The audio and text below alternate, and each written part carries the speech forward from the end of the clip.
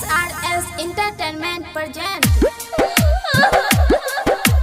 जय बुलाई जय बुलाई अंगिका रिकॉर्डिंग स्टूडियो रुपौली पूर्णिया बिहार। नजर मिला के कैले रहू प्यार हो, कैले रहू प्यार हो। आज काहे तोरा तारो दिलावा हमार हो। यहाँ तो ऐसे बातें आप छोड़े हैं, चलाना नहीं भूले। नजर मिला के कैले रहू प्यार हो। आज काहे तोरा तारो दिलावा हमार हो। हमनी के प्यार काहे हो, हमनी के प्यार काहे जालू भुलाई के। सुन सुन हमर जान हो, जय बुलाई के। सुन सुन हमर जान हो, जय बुलाई के। अगर इस चौखट पर बारात आई तो टोली की जगह उनकी अर्थियां उठेगी और सबसे पहले अर्थी उसकी उठेगी जिसके सर पर सहरा होगा।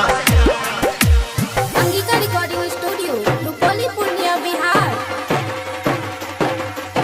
लाशें बिछा दूंगा, लाशें। काहे तड़पावेलू जियते मुआवेलू, दूसरा के गले लगा के हमें के जरावेलू, के जरावेलू। काहे तड़पावेलू जियते मुआवेलू, दूसरा के गले लगा के हमें के जरावेलू। कब खुश ना रहू बेवफा बनाई के। सुन सुन हमर जान हो, जय बुलाई के। सुन सुन हमर जान हो, जय बुलाई के।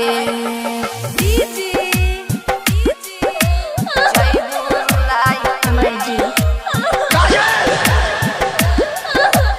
लाशें बिछा दूंगा, लाशें। Angika recording studio Rupauli Purnia Bihar.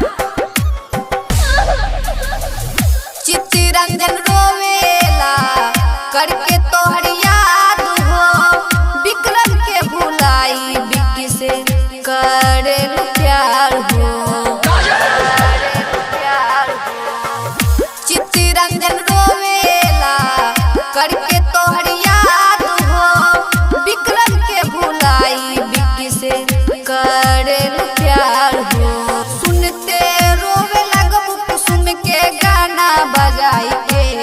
सुन सुन हमर जान हो, जय बुलाई के।